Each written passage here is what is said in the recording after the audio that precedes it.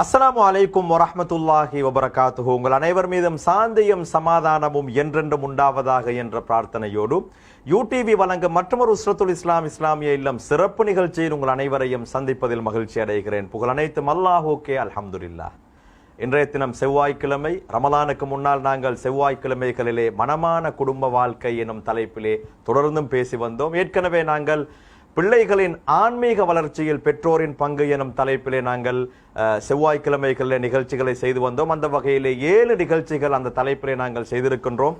பிள்ளைகளுடைய ஆன்மீக வளர்ச்சியில் பெற்றோரின் பங்கு எப்படி இருக்க வேண்டும் என்ற அந்த நிகழ்ச்சிகளை நீங்கள் தவறவிட்டிருந்தால் யூடிவி HD என்ற எங்களுடைய யூடியூப் தளத்திற்கு சென்று பார்வையிடலாம் என்பதை ஞாபகப்படுத்திக் கொள்கின்றேன்.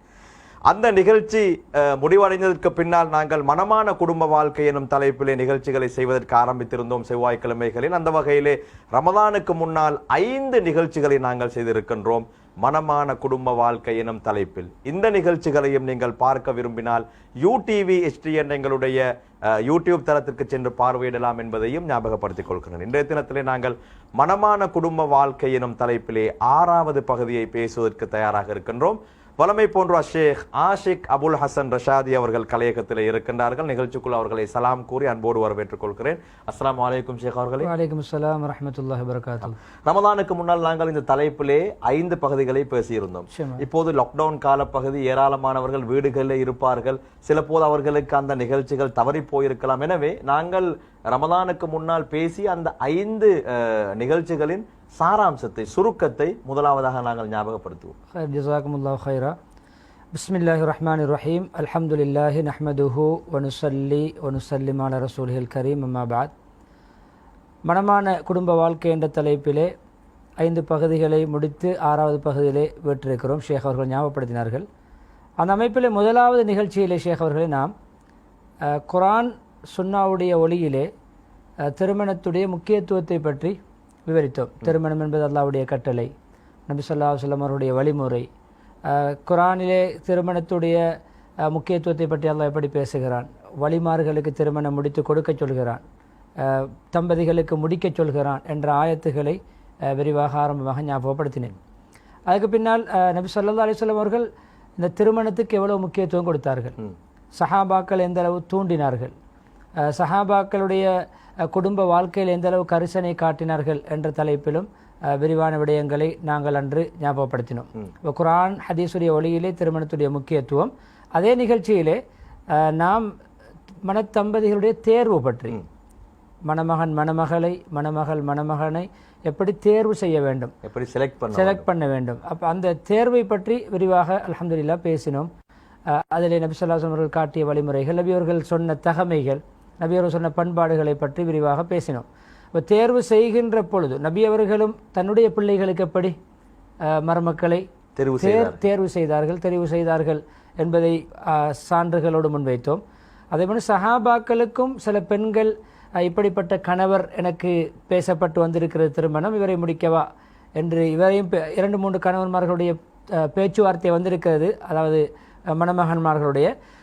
அந்த இடத்தில் அந்த பெண்ணுக்கு நபி அவர்கள் எப்படி வழிகாட்டினார்கள், ஆலோசனைகள், ஒரு அட்வைசராக இருந்த நபி அவர்கள் எப்படி அந்த பெண்ணுக்கு வழிகாட்டினார்கள், சமூகத்துக்கு திருமணத்துடைய எந்த தன்மைகளை வைத்து அதிகமாக உலகத்திலே திருமணம் நடைபெறுகிறது, எந்த தன்மையை முதன்மைப்படுத்த வேண்டும், எந்த தன்மையை வைத்து திருமணம் முடிக்க வேண்டும் என்ற விடயத்திலே 4 முக்கியமான நோக்கங்களை, அதாவது துனியாவுடைய அடிப்படையில் நடக்கக்கூடிய 3 நோக்கங்களையும், மார்க்க அடிப்படையில் நடக்கக்கூடிய ஒன்றையும் சொன்னார்கள். பணத்துக்காக, அழகுக்காக, குடும்ப கௌரவத்துக்காக, தீனுக்காக. தீனுடைய பெண்களை கரம்படியுங்கள், அப்படி நீங்கள் தவற விட்டு விட்டால் உங்களுக்கு நீங்களே அழிவை, நாசத்தை உண்டு பண்ணுவதற்கு சமம் என்று மார்க்கப்பட்டுள்ள பெண்ணை, கணவனை மனைவியை முற்படுத்த வேண்டும் என்பதற்கு அந்த ஹதீஸையும் நாங்கள் விரிவாக பேசினோம். 2வது நிகழ்ச்சியிலே நீங்கள் இடத்துல வினாவை முன்வைத்திருந்தீர்கள், திருமணத்துடைய பிரயோசனங்கள் என்னென்று, திருமணம் முடிப்பதனால் என்ன லாபம், பெனிஃபிட்ஸுகள், முடிக்காவிட்டால் என்ன விபரீதம் என்ற 2 வினாக்களை இணைத்து முன்வைத்தீர்கள். அதில் திருமணம் முடித்தால் என்ன கிடைக்கும் என்பதிலே பிரதானமான ஒரு விடயத்தை முன்வைத்தேன். உலகத்திலே எல்லோரும் விரும்புகின்ற ஒரு, கேட்பதற்கும் விருப்பம், சொல்வதற்கும் விருப்பம் ஒரு வார்த்தை இருக்கிறது, பரக்கத், அபிவிருத்தி, நல்ல செழிப்பு. இது எல்லோருக்கும் விருப்பமான வார்த்தை, எல்லோருமே வரவேற்கின்ற ஒரு வார்த்தை, எல்லாவற்றிலும் பரக்கத்து வேண்டும். இந்த பரக்கத்துடைய துவாவை நபி ஸல்லல்லாஹு அலைஹி வஸல்லம் அவர்கள் வாழ்த்தாக சொன்னதும் சொல்லிக் கொடுத்ததும், சமூகத்துக்கு மணமக்களுக்கு வாழ்த்துமாறு சொன்னது இந்த பரக்கத் என்ற வார்த்தையிலிருந்து அடிப்படையான அந்த விடயத்தை உள்ளடக்கிய துவா. இது பல நூறு பல்லாயிரக்கணக்கான மக்களுடைய துவாவை இந்த திருமண தொடர்பு நமக்கு என்ன செய்கிறது? பெற்று தருகிறது. 1000 பேர் துவா செய்யும் பொழுது ஒருவருடைய துவாவையாவது அல்லாஹ் ஏற்றுக்கொள்வான் என்ற அந்த பரக்கத்தை நம்முடைய வாழ்க்கையிலே அது ஈட்டு தருகிறது என்ற விடயத்தை நான் தெளிவாக அந்த துவாவோடு சேர்த்து முன்வைத்தேன். அதே போன்று இன்னும் ஒரு முக்கியமான ஒரு துவாவையும் நான் ஞாபகப்படுத்தினேன். அதே போல் நபி ஸல்லல்லாஹு அலைஹி வஸல்லம் அவர்கள் சில கட்டங்களிலே சில பெண்களுக்கு சமூகத்திலே துனியாவுடைய அமைப்பிலே சாதாரணமான அந்தஸ்தில் இருந்த ஒருவர் என மார்க்கப்பட்டிலே முதன்மை சாதாரண சஹாபி, எளிய சஹாபி, மகர் கொடுப்பதற்கு கூட வசதி இல்லாத சஹாபி, அவர்கள் திருமணம் முடிக்க சந்தர்ப்பம் ஏற்பட்ட பொழுது குறிப்பாக ஜுலைபீப் ரலியல்லாஹு சம்பவத்தை சொன்னேன். அந்த மணமகனுக்கு நபி அவர்கள் ஒரு நல்ல கௌரவமான ஒரு குடும்பத்திலே பெண் கேட்டு போகுமாறு சொன்னதும், அந்த பெண்ணுடைய பெற்றோர்கள் பின்வாங்கியதும், அந்த பெண் நபியவர்கள் அனுப்பிய மணமகனா நான் முடிப்பேன் என்று திரைமறைவிலிருந்து சொன்னதும், அந்த பெண் முடிக்க தயாராகி முடித்து நபியவர்கள் ஒரு விசேஷமான ஒரு துவாவை அந்த பெண் அந்த தம்பதியர்களுக்கு ஓதியதையும், அதாவது அல்லாஹும்ம சுப்ப அலைஹிமா அல் ஹைர சப்பா வலா தஜால் ஐஷஹுமா கத்தா, யாரெல்லாம் இந்த 2 தம்பதிகளுடைய வாழ்க்கையிலே நலவுகளை மழை கொட்டுவது போன்று கொட்டவை, ஹைறுகளை மழை பொழிவது போன்று பொழியவை. அப்போ குரான்ல எல்லாம் சொல்லுகின்ற வார்த்தை அண்ணா சப்பபினல் மா சப்பா, மழை பொய்வதற்கு பொறுகின்ற வார்த்தை அல்ல பாவிக்கின்ற வார்த்தை. வலா தஜால் ஐஷஹுமா கத்தா. இப்பொழுது இந்த தாய் தந்தையுடைய கணிப்பீடு என்ன தெரியுமா? எங்களுடைய குடும்பம் ஓரளவு வசதியான குடும்பம், கௌரவமான குடும்பம், இந்த சாதாரண மனிதரை முடித்த என்னுடைய மகள் செழிப்பாக இருப்பாளா, வசதியோடு வாழ்வாரா என்ற ஒரு ஆதங்கம் வந்தது. ஆனால் அந்த பெண் முடிவெடுத்தால் முடிப்பேன் என்று நபி அவர்கள் இந்த துவாவை செய்தார்கள். சஹாபாக்கள் சொல்லுவாங்க. அந்த கணவருடைய ஒரு நிகழ்வு வருகிறது. அந்த மணமகன் முதல் 1-2 தினங்களிலேயே ஷஹீதாகி விடுகிறார். அந்த பெண் விதவையாகிறார். ஆனால் அந்த பெண்ணுக்கு மறுமணம் வாழ்க்கை ஏற்படுகிறது. அந்த பெண்ணை நாங்கள் பார்த்தோம். பல நம்முடைய பல லட்சக்கணக்கான ரூபாய்களை, தீனார்களை, திரகங்களை சதக்கா செய்கின்ற ஒரு சீமாட்டியாக பார்த்தோம். நடுத்தரமான ஒரு குடும்பம் தான், கண்ணியமான குடும்பம் தான், பெரிய ஒரு கோடீஸ்வர பெண்ணாக மாறின. எனவே இந்த துவாவையும் பெற்று தந்தது ஒரு திருமண தொடர்பு என்பதை அங்கே ஞாபகப்படுத்தினேன். அடுத்ததாக 3வது நிகழ்ச்சியில் ஷேக் அவர்களே நீங்கள் குறிப்பாக கேட்டிருந்தீர்கள். இந்த துறவரம் இஸ்லாத்திலே கிடையாது என்பதை நாங்கள் ஆணித்தரமாக முன்வைத்தோம். நீங்கள் மீட்டி அந்த வினாவை அடிக்கடி நீங்கள் தொடுத்தீர்கள். அதில் துறவரத்தை இஸ்லாம் வெறுக்கிறது. துறவரம் அவரவர்கள் உருவாக்கி கொண்டது. இந்த பிரமச்சார வாழ்க்கை என்பது இஸ்லாத்தில் கிடையாது. அப்படி ஆன்மீகம் பிரமச்சாரத்தோடு தான் இருக்கும் என்று தான் நபிமார்களுக்கு திருமண ஏற்பாடு எல்லாம் செய்திருக்க. ஆன்மீகத்தில் உச்சகட்டத்தில் உள்ளவர்கள் நபிமார்கள். அந்த நபிமார்கள் வஜஅல்னாலஹும் அஸ்வாஜம் வதுர்ரியா, அந்த நபிமார்களுக்கு நாங்கள் மனைவிமார்கள் ஏற்படுத்தினோம், பரம்பரைகளை உண்டு பண்ணினோம் என்று நபிமார்கள் ஆன்மீகம் இதுதான் என்று போதிக்க வந்த தீர்க்கதரிசிகள் கூட திருமணத்தை ஒரு சிறந்த அவர்களுடைய ஒரு கடமையாக அல்லாஹ் ஆக்கியிருந்தான், ஒரு வழியாக ஆக்கியிருந்தான் என்பதற்கும் அந்த ஆயத்தை ஓதி விளங்கப்படுத்தினேன். துறவரத்தை இஸ்லாம் வெறுக்கிறது என்பதை தெளிவாக முன்வைத்து, சஹாபாக்கள் எந்த அளவு இந்த துறவரத்தை எதிர்த்து பேசினார்கள் என்றால், குறிப்பாக 3 சஹாபாக்களுடைய நிகழ்வுகளை சொன்னேன். அதில் ஒன்றாக அப்துல்லா இப்னு மஸ்ஊத் ரலியல்லாஹு அன்ஹு அவர்கள் சொன்னார்கள், எனக்கு உலகத்திலே நான் ஒரு நாள் அல்லது ஒரு மணித்தியாலம், ஒரு 10 நாள், ஒரு நாள் 2-3 தினங்கள் தான் வாழ இருக்கிறேன். என்னுடைய கலாக்கது எனக்கு தெரிந்தாலும் என்னுடைய அஜல் இப்பொழுது முடிய போகிறது. அந்த ஒரு நாளில் கூட நான் திருமணம் முடிக்காத ஒரு கணவன் மனைவி என்ற உறவில்லாத ஒரு பிரமச்சாரியாக மரணிக்க விரும்பவில்லை. அந்த நேரத்திலும் திருமணம் முடித்து விட்டு தான் அதாவது நபியோடைய அல்லாவுடைய கட்டளையும் நபியோடைய சுன்னத்தையும் ஒரு நாள் தான் எனக்கு வாழ்க்கையில் பேலன்ஸ் இருக்கிறது, அந்த நேரத்தில் எனக்கு மனைவி இல்லாவிட்டால் திருமணம் முடித்து மனைவியோடு வாழ்ந்துவிட்டு மரணிப்பேன். அந்த அளவுக்கு துறவரத்தை வெறுத்தார்கள், ஒதுக்கினார்கள் என்பதை பேசிக்கொண்டு வருகின்ற பொழுது இடையிலே நீங்கள் மிக முக்கியமான அடிப்படையான ஒரு கேள்வி எனக்கு முன்னால் வைத்தீர்கள். இஸ்திகாரா, நலவை தேடுவது, அல்லாஹ்விட நலவை வேண்டுவது. எந்த தொடர்புகள், சம்பந்தங்கள், பேச்சுவார்த்தைகள் வந்தாலும் அதில் நலவிருக்கிறதா என்று அல்லாஹ்விடம் துவா கேட்கின்ற ஒரு தொழுகை முறையை நீங்கள் மக்களுக்காக விவரிக்க சொன்னீர்கள். என்னுடைய துவாவை அழகாக அல்லாஹ்வுடைய கிருபையினால் மொழிபெயர்ப்புடன் விளக்கத்துடன் தொழுகை முறையுடன் 2 ரக்காத் தொழ வேண்டும். அந்த அல்லாஹ்வின் அஸ்தகீருக பிஇல்மிக் என்று ஆரம்பிக்கின்ற அந்த துவாவை ஓத வேண்டும். அந்த துவாவினால் சஹாபாக்களின் இந்த பிரயோசனங்கள் எந்த அளவு நான் தொட்டு காட்டினேன் என்றால், நபியவர்களே கணவனாக வர பேச்சுவார்த்தை நடத்திய பெண்கள் கூட இஸ்திகாரா செய்தார்கள். எதற்கு? நபி அவர்கள் நல்லவர்கள் தான், அந்த நபிக்கு நான் ஒரு நல்ல மனைவியாக இருக்கிறேனா இருப்பேனா என்பது எனக்கு தெரியாது என்ற விடயத்தை நான் தொட்டு காட்டினேன். அடுத்த நிகழ்ச்சியிலே ஷேக் அவர்கள் என்னிடத்தில் ஒரு வினாவை முன்வைத்தீர்கள், வலிமாவுடைய விடயம். வலிமா அதை மார்க்கத்தில் எந்த ஸ்தானத்தில் உள்ள உணவு, அந்த விருந்து, அதை எப்படி கொடுக்க வேண்டும், எந்த அளவு யாருக்கு கொடுக்க வேண்டும், வலிமாவுக்கு யார் யாரை அழைக்க வேண்டும், ஏழைகள் பணக்காரர்கள் கலந்து அழைக்கப்பட வேண்டும், ஏழைகள் ஒதுக்கப்படக்கூடாது, ஏழைகள் ஒதுக்கப்படுகின்ற வலிமா அது தரித்திரியமுள்ள ஒரு முசீபத்துள்ள ஒரு நமக்கு சோதனையான ஒரு வலிமாவாக மாறும் என்ற ஹதீஸை தெளிவாக முன்வைத்தேன். அதே போன்று மிக கெட்ட வலிமா என்றது வர்ணிக்கப்பட்டிருக்கிறது, ஏழைகள் விடப்பட்டு பணக்காரர்கள் மாத்திரம் வரவழைக்கப்படுவது என்ற விடயத்தை முன்வைத்தேன்.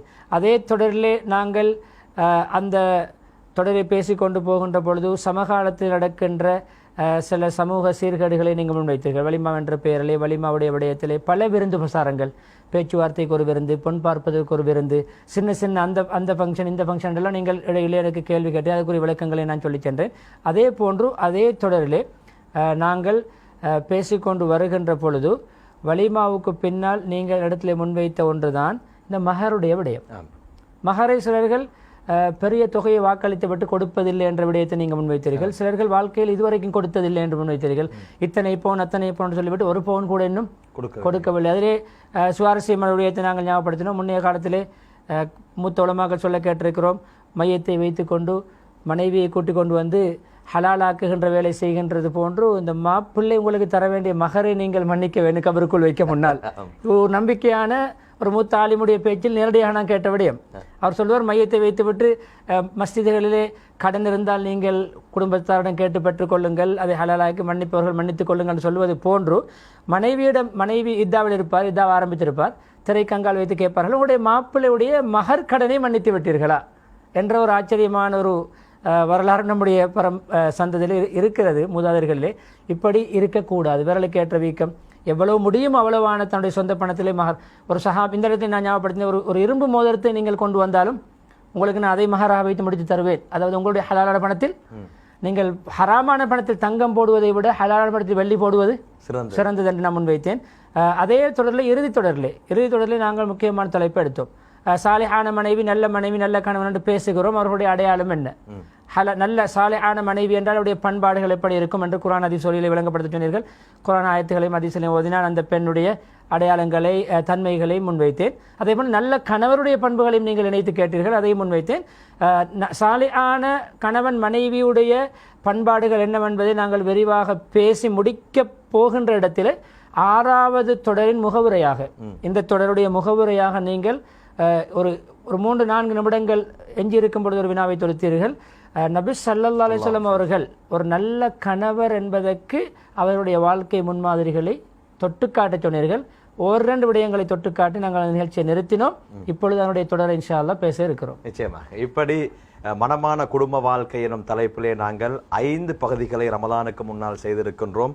ரமலானை தொடர்ந்து லாக்டவுன் காரணமாக எமக்கு அந்த நிகழ்ச்சிகளை தொடர முடியாமல் போயிருந்தது. அல்ஹம்துலில்லாஹ், அல்லாஹ்வுடைய கிருபையினால் இன்றைய தினம் நாங்கள் பாதுகாப்பு அதிகாரிகளுடைய விசேட அனுமதிகளை பெற்று மீண்டும் ஆரம்பித்திருக்கின்றோம். எனவே நீங்கள் இந்த 5 பகுதிகளை பார்க்க விரும்பினால் UTV HD என்ற எங்களுடைய யூடியூப் தளத்திற்கு சென்று பிளேலிஸ்டை நீங்கள் அழுத்தினால் அங்கே உஸ்ரத்துல் இஸ்லாம் என்ற ஒரு தலைப்பு இருக்கும். அந்த உஸ்ரத்துல் இஸ்லாம் நிகழ்ச்சிகளிலே இந்த 5 நிகழ்ச்சிகளும், அதாவது 5 மணித்தியாலங்கள், ஒரு நிகழ்ச்சி 1 மணித்தியாலம், இப்படி 5 மணித்தியாலங்களுடைய நிகழ்ச்சியும் அங்கே பதிவேற்றம் செய்யப்பட்டிருக்கின்றன. நீங்கள் பார்த்து பயன்பெற்றுக் கொள்ளுங்கள் இன்ஷா அல்லாஹ். இன்றைய நிகழ்ச்சியிலே நாங்கள் 6வது பகுதியை பேசுவோம். அதற்கு முன்னால் விளம்பர இடைவேளைக்கு சென்று வருவோம்.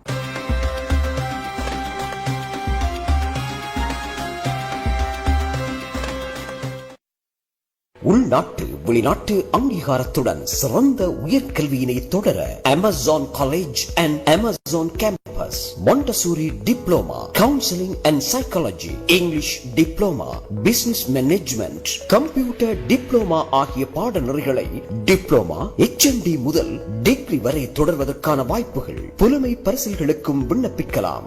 மேலதிக விவரங்களுக்கு அமேசான் காலேஜ் அண்ட் கேம்பஸ், 294 காலி வீதி, பம்பலப்பிட்டி. அழையுங்கள் 0765204604 0765204604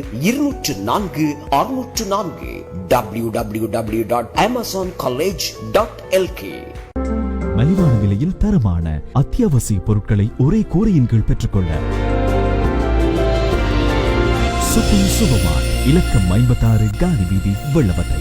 இதோ ஆர்டர் பண்ணின சாப்பாடு மில்க் மேட்.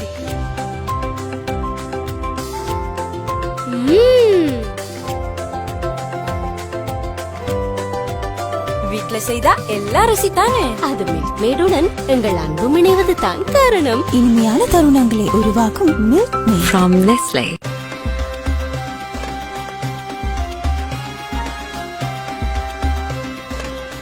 விளம்பர இடைவேளையை தொடர்ந்து மீண்டும் உஸ்ரத்துல் இஸ்லாம் இஸ்லாமிய இல்லம் சிறப்பு நிகழ்ச்சியோடு இணைந்திருக்கிறீர்கள். இன்றைய தினம் நாங்கள் மனமான குடும்ப வாழ்க்கை எனும் தலைப்பிலே 6வது பகுதியை பேசுவதற்கு ஆரம்பித்திருக்கின்றோம். ஷேக் அவர்களே, நபி அவர்கள் ஒரு போது சொன்னார்கள், உங்களிலே சிறந்தவர் உங்களுடைய மனைவிமார்களிடத்திலே சிறந்தவர்.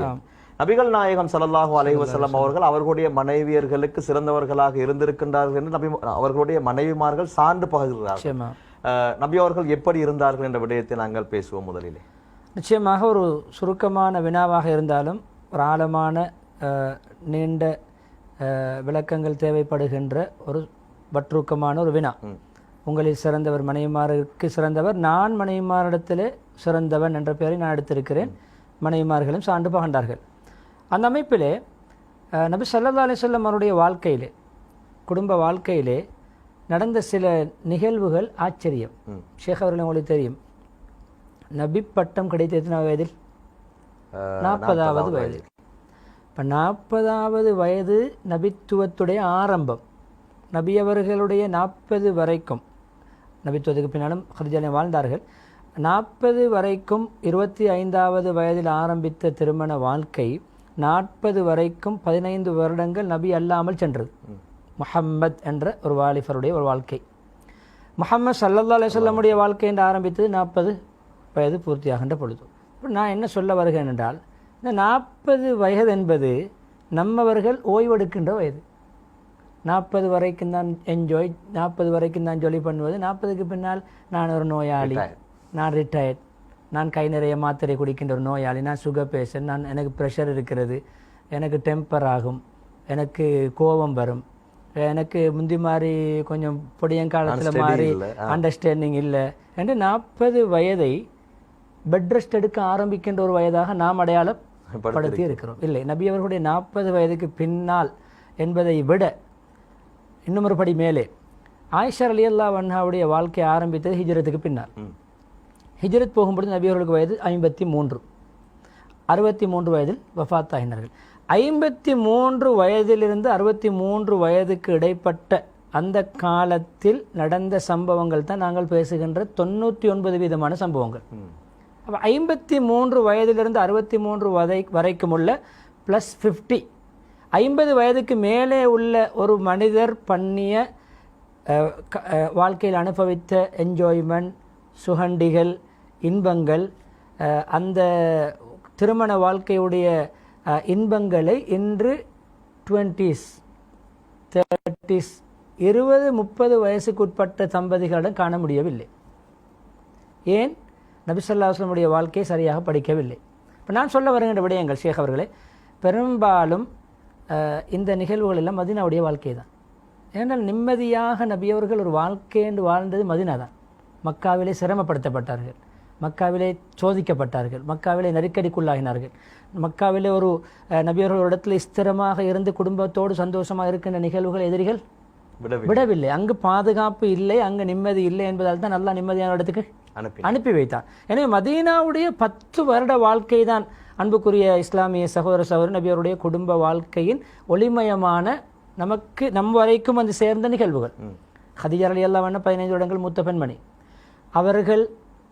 அவர்களுடைய காலத்தில் நடந்த நிகழ்வுகளை சில விடயங்களை, பொதுவான விடயங்களை முன்வைத்திருக்கிறார்கள். அவர்கள் அந்த அளவு தன்னுடைய வாழ்க்கை விடயங்களை, நபியருடைய வாழ்க்கை விடயங்களை முன்வைக்கிற ஒரு விடயம், நபித்துவத்துக்கு பின்னால் சில வருடங்கள் தான் ஹதீஜா ரலியல்லாஹுடன் வாழ்ந்தார்கள். ஆனால் அதிகமான பகுதிகளை நமக்கு முன்வைத்திருப்பது ஆயிஷா ரலியல்லாஹு அன்ஹா. ஆயிஷா ரலியல்லாஹு அன்ஹாவுடைய ஹதீஸுகள், அவர்கள் ஒரு கன்னி பெண்ணாக இருந்தார்கள், இளம் பெண்ணாக இருந்தார்கள், ஞாபக சக்தி உள்ளவர்களாக இருந்தார்கள். எந்த அளவுக்கு என்று சொன்னால் ஆயிஷா ரலியல்லாஹு அன்ஹாவுடைய விடயத்தில் நபி ஸல்லல்லாஹு அலைஹி வஸல்லம் அவர்கள், நீங்கள் உங்களுடைய மார்க்கத்தில் அரைவாசி 50% இந்த பெண்ணிடம் நீங்கள் படித்துக் கொள்ளுங்கள், இந்த குறைஷி யுவதியிடம் படித்துக் கொள்ளுங்கள். அந்த அளவுக்கு ஒரு அறிவாளியாக, ஒரு அறிஞராக, மார்க்க அறிவிலே தேர்ச்சி பெற்றவர்களாக இருந்தார்கள். அந்த ஆயிஷா ரலியல்லாஹு அன்ஹா சொல்கின்ற சில நிகழ்வுகள் நமக்கு ஆச்சரியமாக இருக்கும். நம்முடைய வாழ்க்கையில் நாம் கூட அனுபவிக்காத விடயங்களாக இருக்கும். துறையில இருந்த 6 முஃப்திமார்களே ஒரே ஒரு பெண்மணி ஆயிஷா ரலியல்லாஹு அன்ஹா சஹாபாக்களிலே, அதாவது மார்க்க தீர்ப்பு வழங்குகின்ற சஹாபாக்கள் ஃபஸ்அலுஹுன்ன மின் வராஇ ஹிஜாப், அதுவும் அங்கு பேணப்பட வேண்டும். நபிமார்களுடைய மனைவி, நபியவர்களுடைய மனைவிமார்கள் தாக பெரிய தக்குவாதார்கள். அந்த முஅல்லிமாக்களிடம் படிக்கும் பொழுது கூட மின் வராஇ ஹிஜாப், திரைக்கு பின்னால் என்று சொல்கின்ற பொழுது இந்த காலத்தில் அதையும் பேணிக்கொள்ள வேண்டும். திரைக்கு பின்னால் சஹாபாக்கள் எந்த பிரச்சனை வந்தாலும் அந்த இடத்தில் இருக்கின்ற ஆண் சஹாபாக்களுக்கு தெரியாத பொழுது அவர்கள் ஓடி வருவது ஆயிஷா ரலியல்லாஹு அன்ஹாவிடம். அந்த அளவுக்கு விளக்கமுள்ள அந்த ஆயிஷா ரலியல்லாஹு தன்னுடைய வாழ்க்கை படிப்பினைகளை நிகழ்வுகளை அறிவிக்கிறார்கள். அதில் ஷேக் அவர்களே, முதலாவது நான் எடுத்துக்கொள்கின்ற விடயம், பொதுவாக இந்த யகூதிகளிடம் உள்ள ஒரு பழக்கம்தான் பெண்களுக்கு அந்த மாதம் வெளியாகக்கூடிய அந்த மாதவிடாய். இந்த காலத்திலே சில கிதாபுகளை நான் பார்த்திருக்கிறேன். இந்த காலத்தில் எப்படி தெரியாது, இந்த காலத்தில் அது பெரும்பாலும் அவர்கள் ஒதுக்கித்தான் நடப்பார்கள். என அது சாயல் அப்படித்தான். அவர்கள் பெண்ணுக்கு இப்படி அந்த மாதவிடாய் வந்தால் அந்த பெண்ணுக்கு ஒரு அறை இருக்குமாம், அடைத்து வைத்து விடுவார்களாம். ஏதோ அந்த விலங்குகளுக்கும் மிருகங்களுக்கும் கூட்டுக்கு கொண்டு போய் சாப்பாடு போடுவது போன்று அப்படி வாசல்லே சாப்பாடு வைத்து விட்டு வருவர்களும் இவருடைய அறைக்கு எடுக்கவும் மாட்டார்கள், கணவன் அவருடைய அறைக்கு போகும். இது யகூதிகளுடைய ஒரு கேவலமான பண்பாக அடையாளப்படுத்தப்பட்டிருக்கு. நபி ஸல்லல்லாஹு அலைஹி வஸல்லம் அவர்கள் நான் முதலாவது தேர்ந்தெடுத்திருக்கு, நபி அவர்களுடைய நான் என்னுடைய மனைவிமாருக்கு எல்லா கட்டங்களிலும் சிறந்தவன், எந்த கட்டத்திலும் விதிவிலக்கு கிடையாது என்பதற்கு தான் இந்த விடயத்தை சொல்கிறேன். இந்த மாதவிடாய் காலத்தில் நடந்த ஏராளமான நிகழ்வுகளை ஏன் குறிப்பிட்டு சொல்கிறார்கள்? அந்த கூச்ச சுபாவத்தை விட்டு ஏன் சொல்கிறார்கள்? ஒரு கணவன் மனைவியை எந்த இடத்திலும் ஒதுக்க கூடாது சொன்னார்கள். ஆயிஷா ரலியல்லாஹு அன்ஹா, நான் கோப்பையிலே அல்லது என்ன கிண்ண பாத்திரத்திலே ஏதாவது பால் அருந்தி விட்டு நான் ஹைலோடு இருக்கும் பொழுது பாத்திரத்தில் பால் அருந்தி விட்டு அல்லது ஏதாவது தண்ணீர் அருந்தி விட்டு கொடுப்பேன். நபி ஸல்லல்லாஹு அலைஹி வஸல்லம் அவர்கள் பாத்திரத்தை எடுத்து சுற்றி தேடுவார்கள். இது தப்பா தேடுவார்கள். எதை? என்னுடைய நான் வாய் வைத்து குடித்த இடத்துடைய அடையாளத்தை தேடி அந்த இடத்தில் வைத்து குடிப்பார்கள். இதில் என்ன நாம் பார்க்கின்ற பொழுது ஒரு பெரிய ஒரு சீரியஸான விஷயமாக எங்களுக்கு விளங்காது. ஆனால் நபி ஸல்லல்லாஹு அலைஹி வஸல்லம் என்ன விளங்கப்படுத்துகிறார்கள்? ஆயிஷா, ஒன்று உங்களுடைய உமிழ் எச்சிலும் எனக்கு அருவருப்பு கிடையாது, நீங்கள் ஹைலாக அந்த மாதவிடாயோடு இருப்பதும் எனக்கு பிரச்சனை இல்லை. அதே போன்று நான் உங்களை எந்த அளவு நேசிக்கிறேன், நீங்கள் வாய் வைத்து குடித்த இடத்தை தேடினா எல்லோரும் யாருடைய பரக்கத்தை அடைவது? நபி அவர்களுடைய பரக்கத்தை. நபியோட புது செய்தால் தண்ணீர் கீழே கொட்டாது. நபி அவர்கள் இரத்தம் குத்தி கப்பிங் செய்து விட்டு கூட இரத்தத்தை கொடுத்தபோது சஹாபாக்கள் என்ன செய்தார்கள்? எடுத்துக்கொண்டு மேனிலே தேய்த்து குடித்தார்கள். புதுடைய தண்ணீரை தேய்த்து கொண்டார்கள். எச்சில் துப்பினால் கூட. ஏன் நபி அவர்கள் விதிவிலக்கு. நபியோடைய இரத்தம் அசுத்தம் இல்லை. நபியோடைய இப்படியான புதுவுடைய நீர்கள், வாய்க்கொப்படுத்த நீர்கள் எதுவுமே கீழே விழாது. அந்த அளவு சஹாபாக்கள் நபி அவர்களுடைய பரக்கத்தை தேடி அடைந்து கொண்டார்கள். நபி ஸல்லல்லாஹு அலைஹி வஸல்லம் அவர்கள் மனைவி வாய் வைத்து குடித்த இடத்திலிருந்து வாய் வைத்து குடிக்கிறார்கள். அந்த அளவு அஹ்லாக். அப்போ இது நான் குடித்து விட்டு கொடுப்பேன். இன்னும் ஒன்று சொல்ல, ஆனால் தஅர்ரகுல் இர்க், இந்த எலும்போடு இருக்கின்ற மாமிசம், இறைச்சி துண்டு எடுத்து எலும்பு மாமிசத்தை கடித்து விட்டு அப்படியே பல்லால் மெண்டு சப்பி விட்டு நபி அவர்களுக்கு கொடுப்பேன். நபி அவர்கள் நான் எந்த இடத்தில் கடித்து அந்த மாமிசத்தில் சாப்பிட்டிருக்கிறேனோ அதே இடத்தை தேடி அந்த இடத்தை கடித்து சாப்பிடுவார்கள், மெண்டு சாப்பிடுவார்கள். இந்த நிலைமையிலும் நான் மாதவிடாய் காலத்திலே இருக்கும் பொழுது. அதே போன்று நபி அவர்கள் யாத்திகாப் இருப்பார்கள், வீட்டோடு மஸ்ஜித். யாத்திகாப் இருக்கும் பொழுது நபி ஸல்லல்லாஹு அலைஹி வஸல்லம் அவர்களுக்கு தலைக்கு எண்ணெய் தேய்த்து முடியை வாரி விடுவது மனைவிமார்கள். அந்த அளவுக்கு நபி ஸல்லல்லாஹு அலைஹி வஸல்லம் அவர்கள் தன்னுடைய அந்நியோன்யத்தை காட்டினார்கள். மனைவிமாரும் அந்த அன்பாக பழகினார்கள். அப்போ நபி ஸல்லல்லாஹு அலைஹி வஸல்லம் அவர்கள் யாத்திகாப் இருக்கும் பொழுது அப்படியே தலையை அந்த மஸ்ஜிதுடைய எல்லையால் இப்படி நீட்டுவார்கள். வீட்டில் இந்த ஆயிஷா ரலியல்லாஹு அன்ஹா முடியை வாரி விடுவார்கள். அந்த நிலைமையிலும் நான் மாதாந்தம் வரக்கூடிய அந்த மாதவிடாய் பெண்ணாக இருந்தேன். அதே போன்று இன்னொரு மனைவியும் சொல்கிறார், பெரும்பாலும் நினைக்கிறேன் உம்மு சலமா ஜைனப் ரலியல்லாஹு அன்ஹா சொல்கிறார்கள், ஆயிஷா ரலியல்லாஹு அன்ஹா சொல்கிறார்கள், எங்களிலே மனைவிமார்களில் ஒரு பெண் என்ன செய்வார், அந்த மாதாந்தம் அந்த மாதவிடாய் காலத்தில் இருப்பார். நபி ஸல்லல்லாஹு அலைஹி வஸல்லம் அவர்கள் அந்த காலத்திலே, அதாவது அந்த குடும்ப வாழ்க்கையிலே நாகரிகமாக படிப்பினைக்குரிய விடயங்களை அவர்கள் தெளிவாக சொல்கிறார்கள். எங்களுடைய மடியிலே அவர்கள் தலையை வைத்து படுத்துக்கொண்டு நபி அவர்கள் குர்ஆன் ஓதி கொண்டிருப்பார்கள். மாதவிடாய் காலத்திலே பெண்கள் ஏன் மாதவிடாய் குறிப்பிட்டுள்ளோம்? மாதவிடாய் காலத்தில் நாங்கள் ஓதாவிட்டாலும் அவர் நபியர்கள் ஓதுவதை கேட்டுக்கொண்டு இருப்போம். அப்போ குர்ஆன் பரிசுத்தமானது. அந்த குர்ஆனை ஓதுகின்ற நபி அவர்கள் அந்த அந்த மாதாந்தம் வரக்கூடிய அந்த காலத்திலே அந்த பெண் மனைவியுடைய மடியிலே படுத்துக்கொண்டு குர்ஆனை ஓதி இருக்கிறார்கள். இப்படியான நிகழ்வுகளை பார்க்கின்ற பொழுது ஷேக் அவர்களே, நபியவர்கள் நான் என்னுடைய மனைவிமாருக்கு சிறந்தவர் என்ற பெயரை நபியவர்களுடைய மனைவிமாருடைய வாயால் அது வெளியாகுவதற்கு இப்படியான நிகழ்வுகளும் சிறந்த சான்றாக இருந்தது.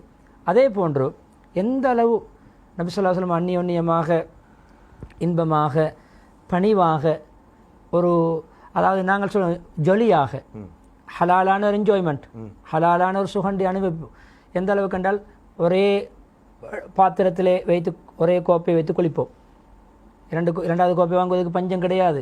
ஆனால் அன்பை வெளிப்படுத்த ஒரு பேசன் இருக்கும், நம்முடைய ஒரு டேங்க் இருக்கும், ஒரு கோப்பை இருக்கும், அள்ளி குளிப்பதற்கு 2 பேரும் குளிப்போம். விடுங்கள் விடுங்கள் என்று பருத்தி கொண்டு கோப்பையை விளையாடி விளையாடி குளிப்போம். இதெல்லாம் நபியவர்கள் அன்பை வெளிப்படுத்துகின்ற அந்த நிகழ்வுகள். அதே போன்று ஆயிஷா ரலியல்லாஹு அன்ஹா சொல்கிறார்கள், நான் சில வேளை நபி ஸல்லல்லாஹு அலைஹி வஸல்லம் அவர்களோடு எனக்கு கணவன் மனைவி என்ற அடிப்படையிலே சில வேளை நபி அவர்களோடு நான் கோவித்துக் கொள்வேன். அதாவது மனதால் வெறுப்பதல்ல, கொஞ்சம் கோபம் வரும். ஒரு நிகழ்வு வந்திருக்கிற ஷேக் அவர்கள் அந்த ஹதீஸுடைய தரத்திலே கொஞ்சம் பலகீனமான ஹதீஸ் என்று சொன்னாலும் இது ஒரு ஒழுக்கம் சம்பந்தப்பட்டது, ஒரு துஆ சம்பந்தப்பட்டது, ஒரு சிறப்பு சம்பந்தப்பட்டது என்பதை இந்த ஹதீஸை நாங்கள் அமல் செய்யலாம். பல இடங்களில் இந்த ரிவாயத்து வந்திருக்கிறது. உம்மு ஹானிலான வேறு ரிவாயத்தும் வந்திருக்கிறது. அதாவது இதை நாங்கள் பின்னாலும் ஒரு தலைப்புக்கு பொருத்தமான இடத்தில் இணைக்க வேண்டும். இந்த இடத்தில் சொல்கிறேன்ல, மனைவி கொஞ்சம் கோவித்து விட்டால் தன்னுடைய அந்தஸ்தை தன்னுடைய மதிப்பை நான் நபி நான் ரசூல் என்னோட கோவிப்பதா நான் யார் சமூகத்தில் என்று பேசாமல் நபி ஸல்லல்லாஹு அலைஹி வஸல்லம் அவர்கள் ஒரு அந்த ஹதீஸில் வருகிறது, ஆயிஷாவியான தோள்பட்டை பிடித்து ஷோல்டரை பிடித்து கொஞ்சம் அதாவது கோவித்து கொண்டிருக்கிறார்கள் மனைவி. இப்பொழுது நபி ஸல்லல்லாஹு அலைஹி வஸல்லம் துஆ செய்கிறார்கள். பத்வா அல்ல, துஆ. நீ என்ன நான் நபி என்னோட கோவித்து கொண்டிருக்கிறாய், மோத்து செலுத்தி கொண்டிருக்கிறாய், உனக்கு அல்லாஹ்வுடைய சாபம் கிடைக்கும் என்று பயான் பண்ணவில்லை. அல்லாஹும்ம குஃபிர் லஹா தம்பஹா. இப்பொழுது நபியோடு கோவிப்பது பாவமா இல்லையா? கணவனோடு கோவிப்பதே பாவம். அதிலும் நபியாக ஒரு கணவர் இருக்கும் பொழுது டபுள் பாவம். உண்மையிலே பாவம் தான். ஆனால் பாருங்கள், நபியவர்களுக்கு அல்லாஹ்வுடைய கட்டளை இருந்தது, நீங்கள் மிருதுவான் ஃபபிமா ரஹ்மத்தி மினல்லாஹி லின்தலஹும், நீங்கள் மிருதுவானவர்கள், எப்பொழுதுமே சாஃப்டாக நடக்கிறீர்கள், சாதுவான குணம் படைத்தவர்கள் என்று அல்லாஹ் சொல்லுகிறான். அப்படி சொல்லிவிட்டு வருகின்ற ஆயத்தில் தான் அல்லாஹ் சொல்லுகிறான், அவர்கள் தவறு செய்தாலும் ஃபஅஃபு அன்ஹும் வஸ்தக்ஃபிர் லஹும், அதை நீங்கள் மன்னித்து விடுங்கள், அவர்களுக்காக நீங்கள் இஸ்திக்ஃபார் செய்யுங்கள். சமூகம் என்ற அடிப்படையில் மனைவிமார்களும் இதற்குள் அடங்குவார்கள்.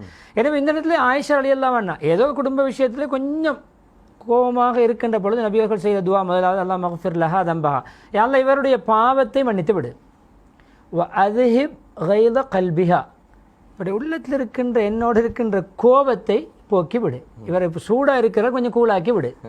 துஆவுடைய மறு அர்த்தமே தான், என்னோட கொஞ்சம் சூடாகி இருக்கிறார் இவரை கூலாக்கு. வஅத்ஹிப் கைத கல்பிஹா. அதே போன்று வஅஇத்ஹா மின் முதில்லாத்தில் ஃபிதன். இதுதான் அழகான துஆ. பாருங்கள், அந்த துஆவுடைய அர்த்தத்திலே விளங்குகிறது கோபம்தான் முழு ஃபித்னாவுக்கும் காரணம்.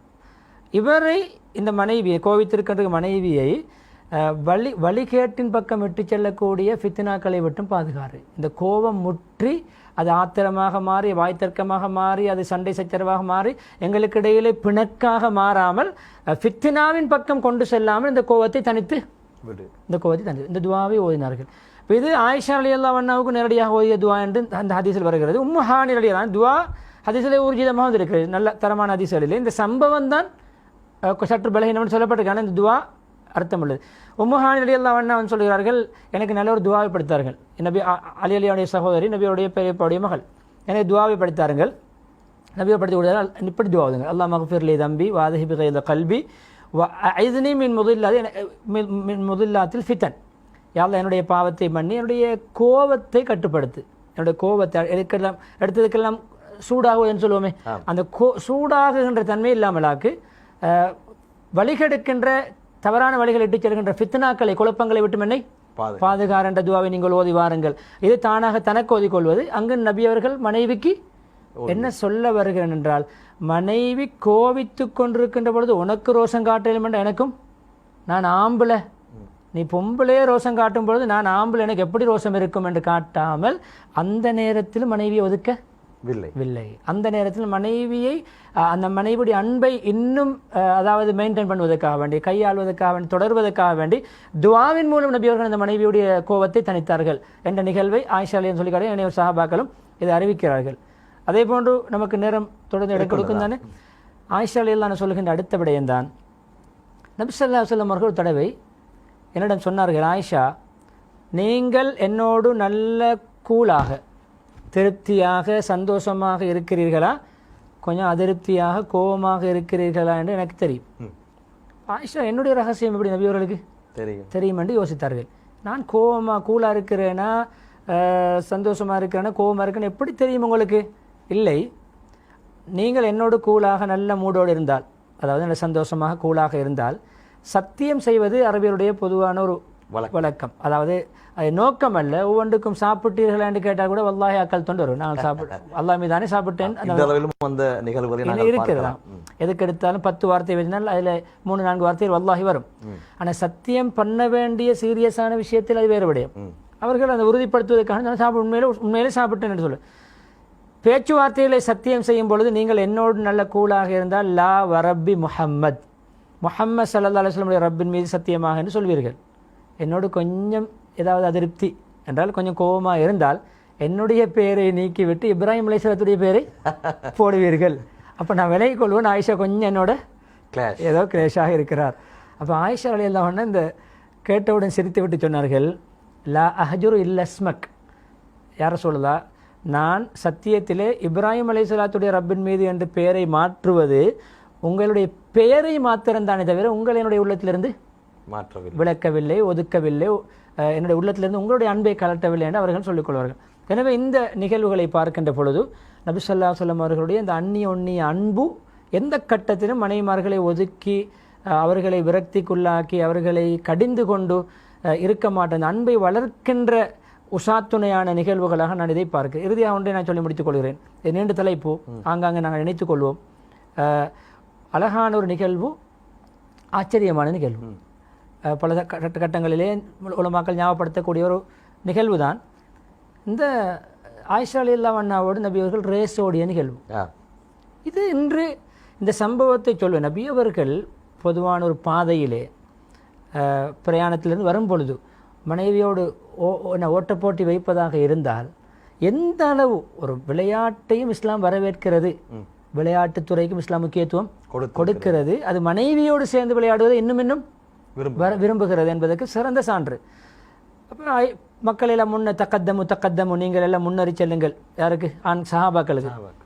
பிரயாணத்திலே பின்பகுதியில் நபி அவர்கள் எல்லா சஹாபாக்களும் முன்னே போகிறோம். ஆயிஷா ரேஸ் ஓடினோம், நான் ஃபர்ஸ்ட், நபி அவர்கள் செகண்ட். இப்போ இந்த இடத்தில் ஷேக் அவர்களை ஒன்றை விளங்க வேண்டும்.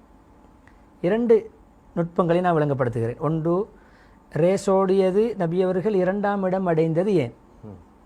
நபியவர்களுக்கு அல்லாஹ் கொடுத்த சக்தி பிரமாண்டமானது. நபிமார்களுக்கு அல்லாஹ் கொடுத்த சக்தி இருக்கிறது, அது பிரமாண்டமான சக்தி. நபியவர்கள் தான் ஆகப்பெரிய வீரர், நபியவர்கள் தான் ஆகப்பெரிய சக்திவான், ஆரோக்கியம் உள்ளவர்கள். நபியவர்கள் முதலாவது வந்திருக்க வேண்டும். ஆனால் முதலாவது வெற்றியை யாரை கொடுப்போம்? மனைவிக்கு. இந்த ஒரு ஹிக்மத்தும் அவர் என்னை வெற்றி கொண்டு சில ஆர்கியூமெண்ட் வரும் கணவன் மனைவி கிடையில். அதிலே எப்பொழுதுமே நாங்கள் தான் அந்த ஆர்கியூமெண்ட்டிலே ரிசல்ட் வெல்ல வேண்டும் என்ற ஒரு பிடிவாத போக்கு இருந்தால் மனைவிமாருடைய உள்ளங்களை வெல்வது சிரமம். முதலாவது போட்டியிலேயே தான் 2ஆம் இடம், மனைவி 1ஆம் இடம். ஆயிஷா அடிக்கடி ஹிண்ட் அடித்துக் கொள்வார்கள், ரேஸோடி நான் தான் ஃபர்ஸ்ட், நீங்கள் செகண்ட். ஸல்லல்லாஹு அலைஹி வஸல்லம் அவர்கள் தொடர்ந்து பார்த்தார்கள், இந்த ஹிண்ட் தொடர்கிறது, சந்தர்ப்பம் வரட்டும். போனால் இன்னொரு சந்தர்ப்பம் வந்து ஆயிஷா எனக்கு கொஞ்சம் இருந்ததை விட கொஞ்சம் உடம்பு சதைப்பிடித்திருந்தது, கொஞ்சம் உடம்பு போட்டிருந்தது. ஓடுவோம் ரேஸ் என்றார்கள், ஓடுவோம் என்றேன், ஓடினால் எனக்கு முடியவில்லை, நபியவர்கள் முதலிடம்.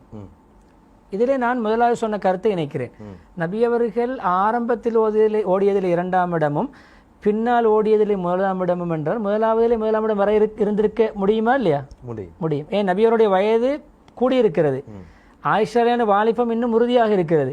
ஆனால் நபி ஸல்லல்லாஹு அலைஹி வஸல்லம் அங்கு 1ஆம் இடம். எப்பொழுதுமே கணவன் மனைவிக்கு முன்னால் தாழ்ந்து போவதையும் இஸ்லாம் வரவேற்கவில்லை. சில இடங்களிலே நம்முடைய கண்ணியத்தையும் பாதுகாத்துக் கொள்ளவும் வேண்டும். ஆனால் இந்த இடத்திலே நாங்கள் போட்டி பொறாமை என்பதல்ல இங்கு அதுக்கு நபி சொல்ல அதற்கு இது சமம்.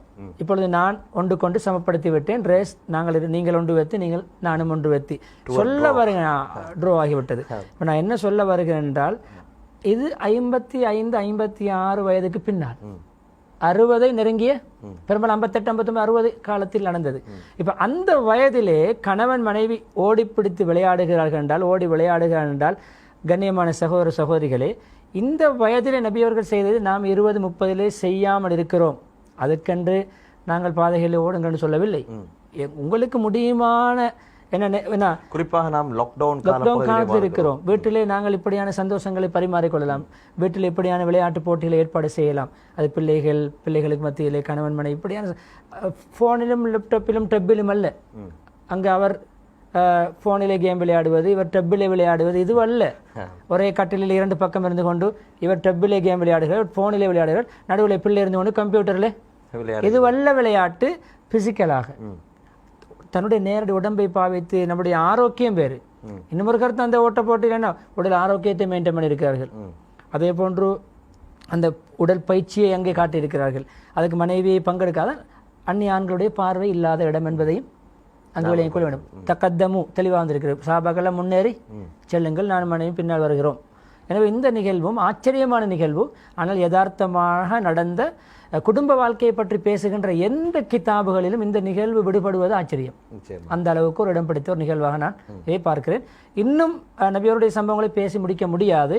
அவ்வப்போது தலைப்பு கேட்டவர் நாம் இணைத்துக் கொள்ளலாம் இன்ஷா அல்லாஹ். எனவே நபிகள் நாயகம் ஸல்லல்லாஹு அலைஹி வஸல்லம் அவர்கள் ஒரு போது சொன்னார்கள், நீங்கள் உங்களிலே சிறந்தவர் உங்களுடைய மனைவிமார்களிடத்தில் யார் சிறந்தவரோ அவர்தான். நான் என்னுடைய மனைவியர்களிடத்தில் சிறந்தவனாக இருந்திருக்கிறேன்.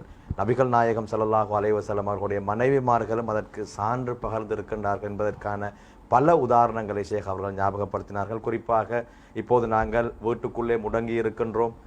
ஒரு காலத்திலே நாங்கள் சொன்னோம், பிஸி எமக்கு நேரம் காலம் கிடையாது, மனைவியோடு பேசுவதற்கும் அவகாசம் இல்லை, பிள்ளைகளோடு விளையாடுவதற்கும் அவகாசம் இல்லை என்று.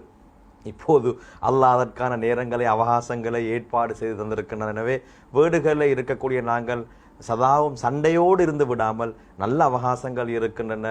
ஷேக் அவர்கள் சொன்னதை போன்று மனைவி மக்களோடு நாங்கள் கிடைக்கக்கூடிய ஃப்ரீயான நேரங்களிலே, ஓய்வான நேரங்களிலே விளையாடி கொள்ளலாம். உங்களுடைய வீடுகளிலே அதற்கான இடவசதிகள் இருந்தால் உங்களால் முடிந்ததை செய்து சந்தோஷமாக இருந்து கொள்ளுங்கள் என்பதற்கான பல உதாரணங்களை ஷேக் அவர்கள் ஞாபகப்படுத்தினார்கள். தொடர்ந்து பேசுவோம். விளம்பர இடைவேளைக்கு சென்று வந்து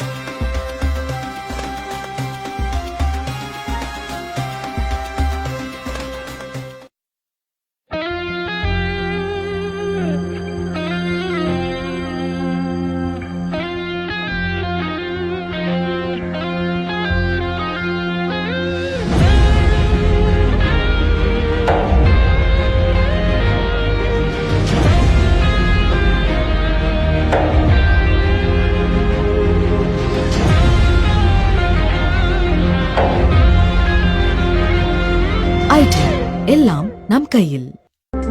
மலிவான விலையில் தரமான அத்தியாவசிய பொருட்களை ஒரே கூரையின் கீழ் பெற்றுக்கொள்ள சூப்பர் இலக்கம் 56 காலி வீதி Wellawatte. Feel alive with the adrenaline rush. Be your own support and strength. Ascend to your greatest self. With Red Boost, nothing is impossible.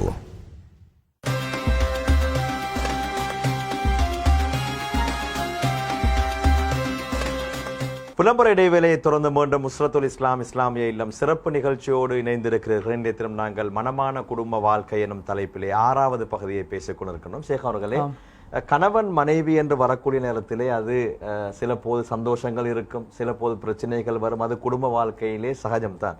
நபிகள் நாயகம் ஸல்லல்லாஹு அலைஹி வஸல்லம் அவர்களுடைய வாழ்க்கையிலும் அவ்வாறான சம்பவங்கள் நடைபெற்று இருக்கின்றன. அவர்களுடைய மனைவியர்கள் மனிதனின் அடிப்படையிலே சில போது நபி அவர்களோடு கோபித்திருக்கின்றார்கள், மனக்கசப்புகளுக்கு உள்ளாகி இருக்கின்றார்கள். அப்படியான சந்தர்ப்பங்களில் நபிகள் நாயகம் ஸல்லல்லாஹு அலைஹி வஸல்லம் அவர்கள் அந்த மனைவிமார்களை எப்படி கையாண்டார்கள், என்னென்ன ஏற்பாடுகளை செய்தார்கள்?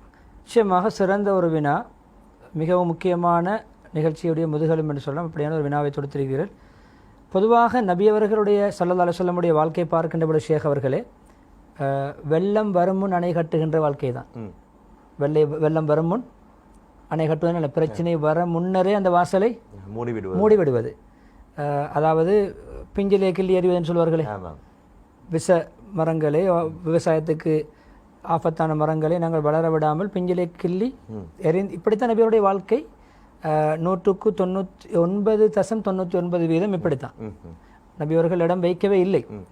ஆனால் சில கட்டங்களிலே மனைவிமாருக்குரிய உரிமைகளை, கருத்து சுதந்திரத்தை கொடுத்தார்கள், பேச்சு சுதந்திரத்தை பேச விட்டார்கள். சிலருக்கு முன்னால் பேசவே முடியாது. மனைவிமார்கள் நடுங்குவார்கள். அந்த ஒரு போலீஸ் அதிகாரியை கண்டு நடுங்குவது போன்றும், நீதிபதியை கண்டு நடுங்குவது போன்றும், அல்லது விசஜந்தை மன்னிக்க வேண்டும். சில விடயங்களை நாங்கள் நாகரிகமாக உள்ளதை உள்ளபடி சொல்ல வேண்டும். சிலருக்கு கசப்பாக இருக்கும், சிலருக்கு இனிப்பாக இருக்கும். அது நமக்கு பிரச்சனை இல்லை, நாகரிகமாக சொல்லுவோம். சிலர் பெருமையோடு சொல்வதுண்டு. ஷேக் அவர்களே சில பேச்சுவார்த்தைகளில் சொல்லுவேன், எங்கட வைஃப்ண்டா என் பேரை கேட்டாலே நடுங்குவா. இப்படி சொல்லக்கூடிய சகோதரர்களுக்கு நான் பணிவாக வேண்டிக் கொள்கிறேன், உடனே தௌபா செய்யுங்கள், தனியிருந்து அழுங்கள். பயத்தால் உங்களுக்கு உங்களுடைய மனைவி கட்டுப்படுவதாக இருந்தால் அவர் நடிக்கிறார். அன்பால் கட்டுப்பட்டால் தான் தூய அன்பா ஒரு கட்டுப்பாடு. அது சில சொல்லுவாங்க, நாங்கள் என் ஹோன் சத்தத்தை கேட்டாலே சப்சுப். உங்களுக்கு முன்னால் சப்சுப் ஆகுவார் என்றால் உங்களுடைய ஃபேமிலி லைஃப் ஃபெயில், குடும்ப வாழ்க்கை ஃபெயில். நபி அவர்களுடைய நிகழ்வுகளை, நான் இப்பொழுது சொல்கிற நிகழ்வுகளை நீங்கள் பார்த்தால் அந்த நிகழ்வுகளோட விளங்கிக் கொள்ளலாம், பேச விட்டார்கள். எந்த அளவு ஷேக் அவர்களே சஹாபாக்களுடைய நிகழ்வு வருகிறது, அழகான பாருங்கள், எந்த அளவு நபி அவர்களோடு பேசுவதற்கு சஹாபாக்கள் கூச்சப்படுவார்கள் என்று. சில சஹாபாக்கள் சொல்கிறார்கள், அந்த அத்தியாவசியம் இல்லாத பொதுவான சில கேள்விகள், உடனுக்குடன் விளங்கிக் கொள்ள தேவையில்லை என்ற சில பொதுவான கேள்விகளை ஒரு சஹாபி நபி அவர்களிடம் இன்று கேட்போம், நாளை கேட்போம், அடுத்த வாரம் கேட்போம் என்று சில நாட்களாக, சில மாத காலங்களாக நபியவர்களோடு பேச கூச்சத்துக்கு பின்வாங்குவார்கள். யார்? சஹாபாக்கள், ஆண்கள். அப்படியும் சில நிகழ்வு நடந்திருக்கின்றன. ஆனால் மனைவிமாருடைய விடயத்தை பார்த்தால் எந்த அளவென்றால், சில விடயங்களை நாங்கள் குடும்ப விடயங்களை, படிப்பினைக்குரிய நிகழ்வுகளை சொல்லத்தான் வேண்டும். ஆயிஷா ரலியல்லாஹு அன்ஹா நபி ஸல்லல்லாஹு அலைஹி வஸல்லம் அவர்களுடைய ஒரு தடவை வாக்குவாதம், வாய்த்தர்க்கம் வருகிறது. வாய்த்தர்க்கம் வருகின்ற பொழுது கொஞ்சம் அபூபக்கர் அந்த நேரம் பார்த்து வீட்டுக்கும் வருகிற மகளுடைய சத்தம் நபியருடைய சத்தத்தை விட கொஞ்சம் வளமையை விட உயர்ந்து போகிறது. அபூபக்கர் ரலியல்லாஹு எப்பொழுதுமே பெற்றோர்கள், குறிப்பாக மாமா மாமி எப்பொழுதும் பிரச்சனைகள் வருகின்ற பொழுது கண்ணை மூடிக்கொண்டு தன்னுடைய பிள்ளைக்கு சப்போர்ட் பண்ணுவது ஆபத்து. நடுநிலை வகிக்க வேண்டும். அது பிரச்சனைகளை தீர்க்கின்ற பிரச்சனை விடயங்களை நாங்கள் விரிவாக இன்ஷா அல்லாஹ் எதிர்காலத்தில் பேசலாம். அபூபக்கர் ஆயிஷாவிடம் கொஞ்சம் இந்த வாக்குவாதம் நடக்கிறது, வளமையோட ஆயிஷாவின் சத்தம் கொஞ்சம் அதிகரித்து போகிறது. அபூபக்கர் வந்த ஆத்திரத்திலே, நபியவர்களுக்கு முன்னால் நீ சத்தத்தை வைத்து பேசுகிறாயா, நபியவர்களோடு நீ வாயடிக்கிறாயா என்று மகளை கட்டுப்படுத்துவதற்கு எந்த அளவென்றால் தெளிவாக வருகிறது. அது பிழை, அது அனுமதிக்கப்பட நடக்கவில்லை. அந்த ஆத்திரத்திலே அப்படியே கையை விரித்து அடிக்க பார்க்கிறார்கள். நபியவர் அனுமதிக்கவில்லை என்பதை பின்னால் வருகிறது. அடிக்க நபியவருக்கு முன்னாலே இப்படி பேசுறியா என்று பாய்ந்து அடிக்கப் போகும் பொழுது நபி ஸல்லல்லாஹு நடுவிலே பாய்ந்து அபூபக்கரை ஓரமாக்கிவிட்டு ஆயிஷா ரலியல்லாஹு பாதுகாத்தார்கள். சொல்ல வருகின்ற விடயம் தெரியுமா, அபூபக்கரை மகளை அடிக்க பார்க்கின்ற அளவுக்கு ஆயிஷா ரலியல்லாஹு நபியவருக்கு முன்னால் பேசினார்கள். இப்போ ஷேப் பண்ணிவிட்டு அபூபக்கர் போய்விட்டார்கள். நபி ஸல்லல்லாஹு அலைஹி வஸல்லம் அந்த இடத்தில் சந்தர்ப்பத்தை பயன்படுத்தி கொண்டார்கள். ஏதோ ஒரு விடயம் அங்கு எது என்று சொல்லப்படவில்லை, வாக்குவாது காரணம். நபி ஸல்லல்லாஹு அலைஹி வஸல்லம் அந்த இடத்தில் கூட பாருங்கள், அபூபக்கர் விஷயத்தை முடித்துவிட்டு போகிறார்கள். நபியவர்கள் கோவித்து கொண்டு வெளியே வந்திருக்க வேண்டும். நீ எனக்கு வாயடிச்சா, இவனோட வாப்பாக்கு முன்னால் இப்படி பேசினா, இவனோட வாப்பா என் மாமா வச்சு கொண்டு பேசினா என்று எத்தனை விடயங்கள் என்ன செய்யலாம், சமகாலத்தில் அட்வான்டேஜ் எடுப்பார்கள். இப்போ அவனோட வாப்பா வந்து வந்தும் நீ எனக்கு முன்னால் வாயடிச்சாய், எனக்கிட்டே வாயடிச்சாய், நான் யார் என்று தன்னுடைய ஸ்டேட்டஸையும் தன்னுடைய ரேஞ்சையும் நபியவர்கள் அந்த இடத்துல உடனே சொன்னார்கள். கைஃப ஹல் ரஐத்தினி அங்கத்துக்கி மின் ஹாதர் ரஜுல், இந்த மனிதர்ட ஷொட்டிலிருந்து நான் தானே உங்களே பாதுகாத்தேன். அப்போ என்ன சொல்ல வந்தார்கள் என்றால், ஆயிஷா நான் உங்களோட இறக்கம் சொல்லி தான் உங்களோட வாப்பாவை அடிக்க விடலை, நான் உங்களோட இறக்கம் அன்பு, அதனோட வாப்பாவை அடிக்காமல் நான் பாதுகாத்தேன், நான் தான் அங்கிட்டு கார்டாக இருந்தேன், ப்ரொடெக்ட் பண்ணினேன், செக்யூரிட்டியாக இருந்தேன். அப்போ இந்த நிகழ்வு கூட எதை விளங்கப்படுத்துகின்றால் மனைவி அந்த அளவு சுதந்திரமாக நபி அவர்கள் தன்னோடு நெருங்கி பழக விட்டார்கள். அதே போன்று உமர் ரலியல்லாஹு அன்ஹு அவர்கள், இதில் ஒரு பாடம் இருக்கு. சமகாலத்திலும் கூட அப்படியான கணவன் மனைவியர்களுக்கு இடையிலே பிரச்சனை வரக்கூடிய நேரத்திலே மாமாமார்கள் இன்வால்வ் ஆகி அங்கு பல பிரச்சனைகள், அதாவது இருந்ததை விட அதிகமாக பிரச்சனைகள் வருவதற்கு காரணம் நிச்சயம் அதுதான் அதிகம் நடக்கிறது. பத்துகின்ற நெருப்பிலே எண்ணெய் ஊற்றுகின்ற மாமா மாமிமார் தான் இன்று அதிகம். பிரச்சனை இல்லாமல் வாழ்கின்ற பிள்ளைகளுக்கு மத்தியிலே மூட்டிவிட்டு பிரச்சனை உண்டு பண்ணி ரசிக்கின்ற பெற்றோர்களும் இருக்கிறார்கள். அவர்கள் திருந்த வேண்டும். அந்த பண்பாடுகளை அப்படியே எந்த அளவென்றாலும் நபி ஸல்லல்லாஹு அலைஹி வஸல்லம் அவர்கள் அந்த இடத்துல மருமகனாக இருக்கிறார்கள், ஆயிஷாலே மகளாக இருக்கிறார்கள். அபூபக்கர் வந்து எப்பொழுதுமே அது பக்க சார்பாக இருக்கவில்லை. ஆனால் அந்த இடத்துல இப்படி பேசாதே என்று எச்சரித்து அடிக்க முன் வந்தார்கள் என்றால் தன்னுடைய மகளைத்தான் முதலில் கண்டித்தார்கள். எப்பொழுதுமே பெற்றோரிடம் ஒரு விடயம் வழங்கும் பொழுதும் தன்னுடைய பிள்ளைகளைத்தான் உரிமையோடு என்ன செய்யலாம், திருத்தலாம். மருமக்களை நாங்கள் நேரடியாக திருத்தப் போகின்ற பொழுது பிரச்சனைகள் அதிகரிக்கும். இது ஒரு நிகழ்வு. உமர் ரலியல்லாஹு அன்ஹு கேட்கிறார்கள், உமருடைய மனைவி ஒரு தடவை கொஞ்சம் கணவரோடு உரிமையாக பேசுகின்ற பொழுது, என்ன இப்படி பேசுகிறாய், என்னோட இப்படி பேசுகிறாய், அதை ஒழுக்கீனமாக அந்த தூசண வார்த்தை இந்த காலத்து பெண்கள் போன்ற அல்ல, அது ஆபாசமான வார்த்தைகளோ அழுக்கான வார்த்தைகளோ இல்லை, ஏதோ பேசுவது வலிமையாக கொஞ்சம் சுதந்திரமாக விடயங்களை. உமருடைய மனைவி சொன்னார்கள், நீங்கள் யாரப்பா, நான் உங்களோட பேசுகிற உரிமையோடு பேசுகிறேன். நபி அவர்களுடைய மனைவிமார்கள் கூட நபி அவர்களோடு இப்படி சுதந்திரமாக என்ன செய்வார்கள், பேசுவார்கள். உடனே ஹப்ஸா ரலியல்லாஹு அன்ஹா உமர் ஓடி போனார்கள். தன்னுடைய மகள் நபியோடைய மனைவி ஹப்ஸா, நீங்கள் உங்களோட கணவர் நபி அவங்களோட சுதந்திரமாக அவங்களோட தேவைகளை உரிமையோடு பேசுறது உண்டா? அதாவது இடைக்கிட எடுக்க வாக்குவாதங்களும் வருமா? வரும். ஹப்ஸா ரலியல்லாஹு வரும். நாங்கள் உடனே ஷேப்பாகி கொள்வோம், மன்னிப்பு கேட்டுக்கொள்வோம், மன்னிப்பு கொடுத்துக்கொள்வோம், அதை வளர்க்க மாட்டோம், நீண்டு செல்லாத அந்த பகை அங்கங்கே முடித்துக்கொள்வோம். ஆனால் வாக்குவாதங்கள் வந்துதான் இருக்கின்றன என்றவுடன் உமர் அந்த மகளிடமிருந்து குடும்ப வாழ்க்கையை படித்துக் கொள்கிறார்கள். எனவே ஷேக் அவர்களே, பேச்சு சுதந்திரம், அதாவது பேச்சு அந்த சுதந்திரம் இருக்கிறது, இது இன்று அதிகமான பெண்கள் இதிலே பாதிக்கப்பட்டிருக்கிறார்கள். எந்த அளவு பாதிக்கப்பட்டிருக்காங்க என்றால் அது தவறு. கணவனிடம் ஒரு விடயத்தை சாதிக்க வேண்டும் என்றால் பிள்ளையை வைத்து சாதிக்க வேண்டிய நடுவில் புரோக்கராக யாரு? பிள்ளைகள். அப்போ பிள்ளை என்ன விளங்கும், என் உம்மா என் வாப்பாவோட பேச பயப்படுறா. சில போது பிள்ளைகள் அட்வான்டேஜ் எடுக்குமா? இப்போ நான் பெரிய ஆள், இப்போ உம்மா எனக்கு கீழே, உம்மா வாப்பா நாங்கள் சொல்கிற மாதிரி தான் ஆடுறாங்க. நான் இப்போ அங்கே என்ன மெசேஜை கொடுக்கணும் அதுதான் உம்மா வாப்பா கடையில் உள்ள அந்த மெசேஜ் என்று பிள்ளைகளுடைய எதிர்காலம் பாதிக்கப்படக்கூடிய நிலைமை இருக்கிறது. அந்த அளவுக்கு கணவன்மார்கள் வைக்கக்கூடாது. இப்போ நான் இந்த 2 நிகழ்வுகளை சொன்னது எதற்கென்றால், நீங்கள் கேட்டீர்கள், இப்போ வாக்குவாதம் என்பது கொஞ்சம் உரமாக பேசுவது, ஒன்று கொண்டு வாய்க்கு வாய் பேசுவது, இதை கூட நபி அவர்கள் அந்த தனக்கு சார்பாக பயன்படுத்தி அவர்களை மட்டும் தட்டாமல் அந்த இடத்தில் நபி அவர்கள் என்ன செய்தார்கள், அன்பை வெளிப்படுத்தினார்கள். நபி அவர்கள் அந்த இடத்துல பணிவாக நடந்து கொண்டார்கள். அந்த இடத்திலே பிரச்சனை அந்த இடத்திலே கிள்ளி பின்னால் சந்தர்ப்பத்தில் இப்படி வாயடித்தாய் தானே, அப்படி பேசினாய் தானே, பலதை கிண்டி பேசிய வரலாறுகளும் இல்லை. அதாவது மன்னிப்பதோடு நிறுத்தி விடாமல் மறந்து விட வேண்டும். ஃபாஃபு அன்ஹும் வஸ்ஃபஹ், இந்த ஆயத்துக்கு விளக்கம் தெரியும் விஷயம். ஃபாஃபு அன்ஹும் மன்னித்து விடுங்கள், வஸ்ஃபஹ் என்றால் அது அப்படியே மறந்து விடுங்கள் என்று அந்த சந்தர்ப்பம் மறப்பதில்லை. இன்னும் ஒரு பிரச்சனை என்று அது நாங்கள் விரிவாக பேச வேண்டிய தலைப்பாக இருந்தால் நீங்கள் கேட்டதாக சொல்கிறேன். இன்று பிரச்சனை முற்றுவதற்கு காரணமே இன்று, அதாவது இன்றைய தினம் ஜூன் 10 இருக்கிறோம். ஜூன் 10, 2021, அதாவது ஜூன் 11.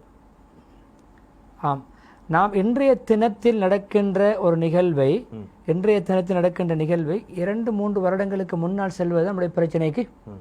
இன்றைய தினத்தில் ஒரு நிகழ்வு நடந்தால் அது அன்றோடு மறந்து விடுவதுதான் வஸ்ஃபஹ். அந்த சஃபஹ் என்ற தன்மை நபியோரிடம் இருந்தது, நம்மிடமும் இருந்தால் நிம்மதியாக வாழலாம். அடுத்த ஒரு நிகழ்வு தான் ஷேக் அவர்களே, எந்த அளவு என்று சொன்னால், ஒரு தடவை நபி ஸல்லல்லாஹு அலைஹி வஸல்லம் அவர்கள் ஆயிஷா ரலியல்லாஹு அன்ஹாவோடு பேசிக்கொண்டிருக்கின்ற பொழுது, எந்த அளவுக்கு என்று சொன்னால் அந்நியத்தை நான் விளங்கப்படுத்துகிறேன். நீங்கள் பிரதானமான கேள்வி கேட்டீர்கள், நேரம் கொடுங்கள், ஓய்வு நேரம் கிடைத்திருக்கிறது, இந்த நேரத்தில் மாத்திரமல்ல, எவ்வளோ பிஸியாக இருந்தாலும் நேரம் கொடுக்கத்தான் வேண்டும். நேரம் கொடுங்கள் என்பதிலே ஒரு ஹதீஸ் வந்திருக்கிறது, ஹதீஸ் உம்மு ஜரா என்று சொல்லக்கூடிய பிரதானமான ஒரு பெண்ணுடைய நிகழ்வு. அது பல பெண்களுடைய கணவன் மனைவியுடைய உறவுகளை பற்றி வர்ணிக்கின்ற ஒரு கதை போன்றது. அது எந்த காலத்தில் நடைபெற்ற, முன்னைய காலத்தில் நடைபெற்ற, உண்மை நடைபெற்ற நிகழ்வுகள் ஒரு கதையா, ஒரு படிப்பினைக்குரிய கதையா என்பதிலே கருத்து வேறுபாடு இருக்கிறது. அந்த கதையை நீண்ட ஒரு கதை ஹதீஸ் கிரந்தங்களில் பெரும்பான்மையான நேரம் எடுக்கின்ற பெரிய பெரிய வசன நடைகள் உள்ள பக்கங்களை கொண்டு விரிவுரை தனி கித்தாப் எழுதப்பட்டிருக்க அந்த ஹதீஸை மையவாதி. அந்த கதையை இரவிலே ஆயிஷா ரலியல்லாஹு அன்ஹா சொல்லும் பொழுது அமைதியாக இருந்து நபி அவர்கள் கேட்டுக்கொண்டிருந்தார்கள். அந்த அளவுக்கு நேரம் கொடுத்து பேச விட்டார்கள்.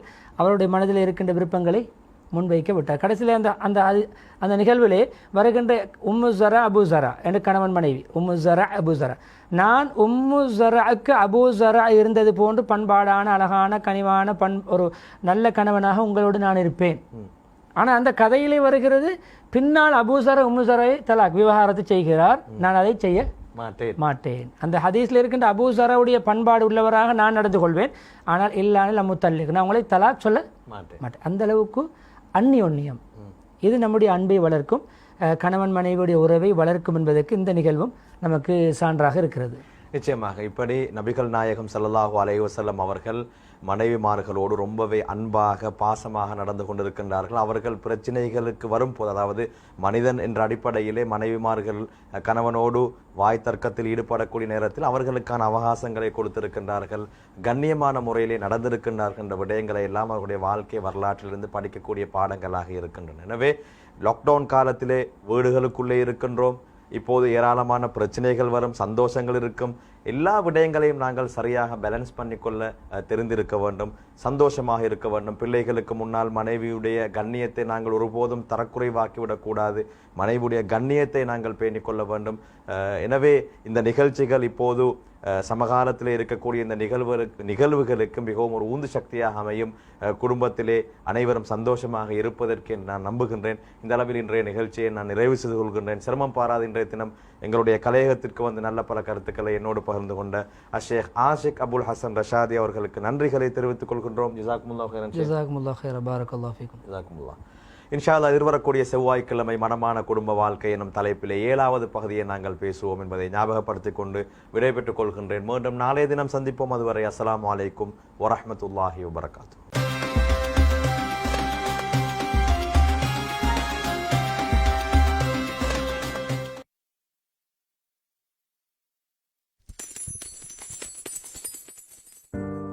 கண்ணுக்கு புலப்படாத ஒரு நச்சுயிரி முழு உலகையே தன் காலடியில் கொண்டு வந்துள்ளது. எத்தருணத்திலும் நாம் முன்னெச்சரிக்கையுடன் வாழ வேண்டும் என்ற படிப்பினையை கற்றுக்கொண்டுள்ளோம். சிறந்த சுகாதாரத்தை பேணுவதற்காக நாம் நமது கைகளை சுத்தப்படுத்திக் கொண்டோம், முகமூடியை அணிந்தோம், மேலும் பல முயற்சிகளையும் எடுத்தோம். இவை அனைத்தையும் எமது உடல் ஆரோக்கியத்தை காத்துக் கொள்வதற்காகவே செய்தோம். அதேவேளை எமது பொருளாதார ஆரோக்கியத்தை பாதுகாக்க முயற்சி எடுக்க வேண்டாமா?